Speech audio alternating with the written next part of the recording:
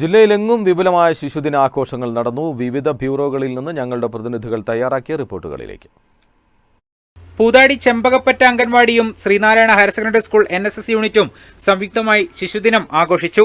വർണ്ണോത്സവം എന്ന പേരിൽ അംഗൻവാടിയിൽ നിന്നും ആരംഭിച്ച ശിശുദിന വിളംബര റാലിയിൽ കുട്ടികൾക്കൊപ്പം രക്ഷിതാക്കളും NSS വോളണ്ടിയർമാരും പങ്കെടുത്തു.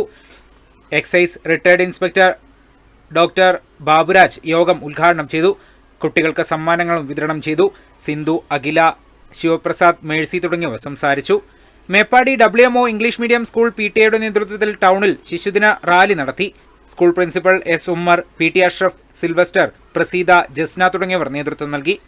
വയനാട് ജില്ലാ ശിശുക്ഷേമ സമിതിയുടെ നേതൃത്വത്തിൽ കൽപ്പറ്റയിൽ ശിശുദിനാഘോഷം സംഘടിപ്പിച്ചു. കളക്ടറേറ്റിൽ നിന്നും ആരംഭിച്ച ശിശുദിന rally joint director Vimal Raj flag off ചെയ്തു. കുട്ടികളുടെ പ്രധാനമന്ത്രി ഇരുളം GHS സ്കൂളിലെ തന്നൂങ്കി സുഹാന ഉദ്ഘാടനം നിർവഹിച്ചു. മുഹമ്മദ് അമീൻ ഷാ അധ്യക്ഷനായി. നിവേദ് ക്രിസ്റ്റി ജെയ്സൺ മുഖ്യപ്രഭാഷണം നടത്തി.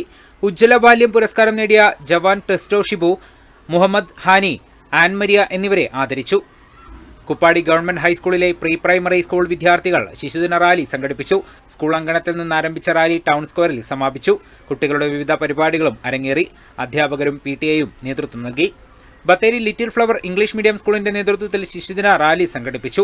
മാനിക്കുനി സ്കൂൾ പരിസരത്ത് നിന്ന് ആരംഭിച്ച റാലിക്ക് principal sister Elsit, PTA president GB Elias, PTA ഭാരവാഹികൾ, രക്ഷിതാക്കൾ എന്നിവർ നേതൃത്വം നൽകി. മാനന്തവാടി GUP സ്കൂളിൽ ശിശുദിനാഘോഷ പരിപാടികൾ സംഘടിപ്പിച്ചു.